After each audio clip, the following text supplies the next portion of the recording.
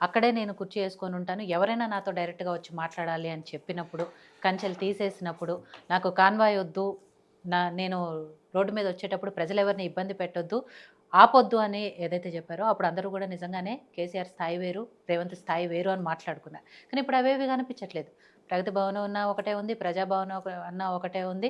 And కాన్వాయ్‌లో కిలోమీటర్ల మేర convoy నడుస్తానే ఉంది. ప్రజలను ఆపుతానే ఉన్నారు. ఇబ్బందులు పడుతూనే ఉన్నారు. కాబట్టి ఈ స్థాయిలనేది ఎక్కడి నుంచి వస్తుంది? ప్రజల సమస్యలు తీర్చినప్పుడు, మీరేదైతే ప్రజలకు మాట ఇచ్చిర్రో అది నెరవేర్చినప్పుడు కదా స్థాయిల గురించి మాట్లాడాలి. గతంలో ఏదైతే 10 సంవత్సరాలు టీఆర్ఎస్, బీఆర్ఎస్ ఉన్నప్పుడు హ్మ్. వాళ్ళు చేసిన వాగ్దానాలకి ఈరోజు కాంగ్రెస్ పార్టీ ఈ ఈ 15 మాసాలలో ఏదైతే చేసిందో, వాళ్ళు 10 సంవత్సరాలలో చేయంది ఈరోజు కాంగ్రెస్ పార్టీ 15 మాసాలలో ప్రజలకు ఇచ్చిన దాంట్లో. హ్మ్. ఇప్పుడు ఇచ్చిన 6 గ్యారెంటీలో బస్సు ఒకటి, అది ఏదైతే 200 యూనిట్స్ కరెంటు, కరెంట్. తర్వాత గ్యాస్ 500 గ్యాస్. 500 గ్యాస్ ఇవి హ్మ్. కంప్లీట్‌గా జరిగినాయి. తర్వాత రేషన్ కార్డ్ అనుకోండి, లేదు అనుకుంటే ఈ ఏదైతే పెన్షన్ విషయంలో గూడా, ఇవన్నీ గూడా ఇస్తూ పోవడం జరిగింది. బడ్జెట్ పరంగా ఫస్ట్ కాంగ్రెస్ పార్టీ అధికారం రాగానే అన్ని మంత్రిత్వ శాఖలో రివ్యూ మీటింగ్ పెట్టి వైట్ పేపర్ రిలీజ్ చేయడం జరిగింది. ఖజానా అంతా ఖాళీ ఉంది. హ్మ్. మొత్తానికి ఖాళీ కుండలు ఉన్నాయనేది కూడా ప్రజలకు ముందే చెప్పడం జరిగింది.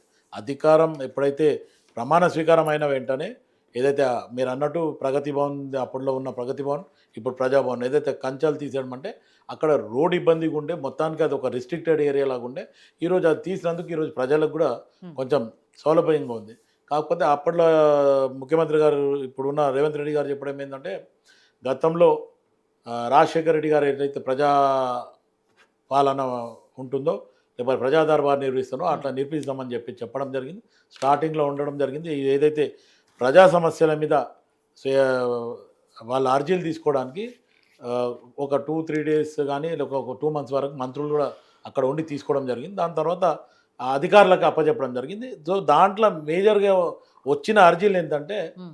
టీఆర్ఎస్, బీఆర్ఎస్‌లో ఉన్నోళ్ళు ఈ ల్యాండ్ల మీద గానీ, లేకపోతే ఈ ధరణి పెట్టి ధరణి మీద వాళ్ళ ల్యాండ్ వేరోళ్ళు గుంజుకున్నారని, ఇవన్నీ ఈ ఫిర్యాదుల మీదనే హ్మ్. వాళ్ళు ఎప్పటికప్పుడు దాని మీద గూడా సరిజూసి ఎవరు ఏ సమస్యకి వచ్చిండ్రో వాళ్ళ ఫోన్‌కి మెసేజ్ ద్వారా పంపించి, ఈ మీ కన్సర్న్డ్ డిపార్ట్మెంట్ దగ్గర మీ దగ్గర ఉంది అనేది కూడా ప్రజలకు చెప్పడం జరిగింది.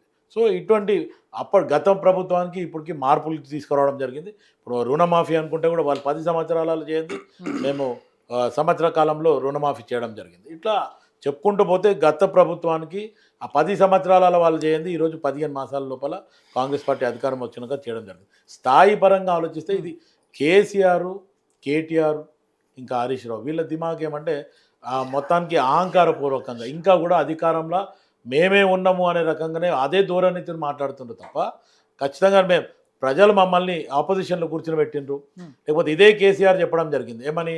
నన్ను గెలిపిస్తే నేను అధికారంలో ఉంటా, లేదంటే ఫామ్ హౌస్‌లో ఫార్మ్ హౌస్. వండుకుంటాను.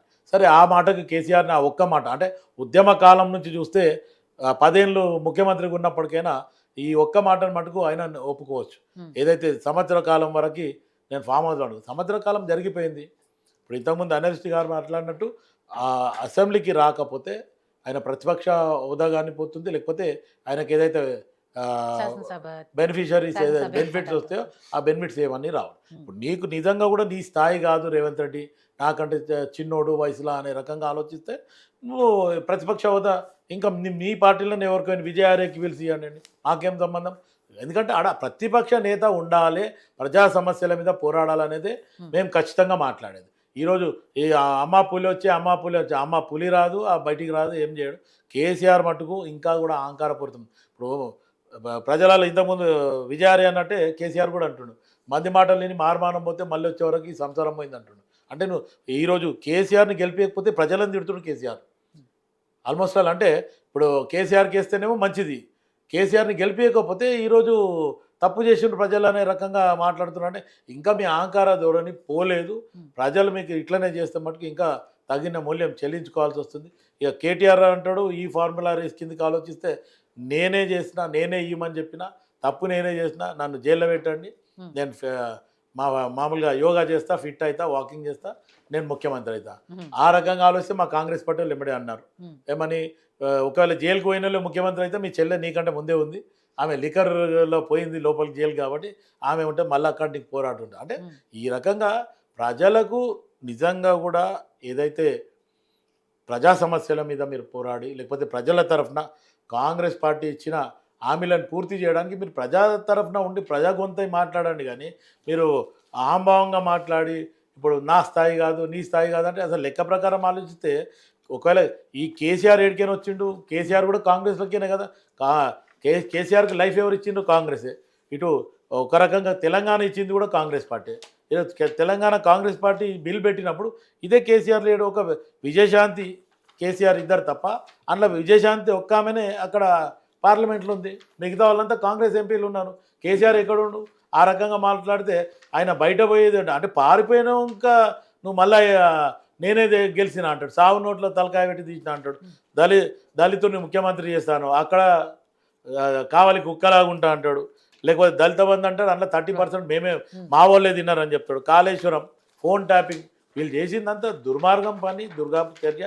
ఈరోజు ప్రజలకు ప్రతిసారి కూడా వాళ్ళు చేసిన తప్పిదానికి ప్రతిరోజు కూడా వాళ్ళు క్షమాపణ అడిగితే కూడా తప్పు లేదు. కానీ ఈరోజు రేపు జరగబోయే అసెంబ్లీలో ఖచ్చితంగా రేపు ఒక్కరోజు వచ్చిపోయి కాకుండా అసెంబ్లీ జరిగిన రోజులు ఈరోజు రేవంత్ రెడ్డి గారు కూడా ఈ 14 నెలల నుంచి ఒకటే మాట అంటాడు, 10 సంవత్సరాల అనుభవం ఉంది, ఉద్యమ కాలంలో కూడా నీకు అనుభవం ఉంది, నువ్వేమన్నా చెప్తే కూడా మేము నేర్చుకుంటా అని చెప్పి స్వయాన ఆయన ఒప్పుకొని పిలుస్తుంటే కూడా నువ్వు స్థాయిలు మాట్లాడి నేను రాను అని చెప్పడము. ఒక పక్క చెల్లని రూపాయి అంటున్నారు, ఇంకో పక్క ఆయన సలహాలు ఇస్తే తీసుకుంటాం అంటున్నారు. అంటే చెల్లని రూపాయి అంటే నువ్వు ఆల్రెడీ బయటికి రావడానికి జనుకుతున్నావు కాబట్టి చెల్లని రూపాయి అంటున్నాం.